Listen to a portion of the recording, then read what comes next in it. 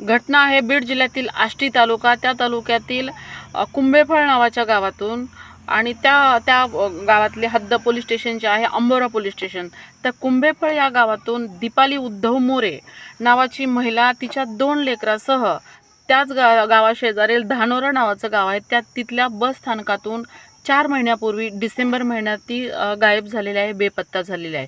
तेव्हापासून सापडलत नाहीये। पोलीस स्टेशनला नवऱ्यानं तक्रार दाखल केलेली आहे आणि तिच्या आई वडिलांनी छत्रपती संभाजीनगर म्हणजे आपल्या औरंगाबाद हायकोर्टामध्ये हेबियस कॉर्पस नावाची याचिका दाखल केलेली आहे, ज्याच्यामध्ये त्यांचं असं म्हणणं येतं किंवा त्या महिलेला मारलेलं आहे किंवा तिला लपवून ठेवलेलं आहे, तिच्यावर अत्याचार केलेले आहेत, खून झालेला आहे आणि त्याच्यामुळे ती याचिका दाखल केलेली आहे।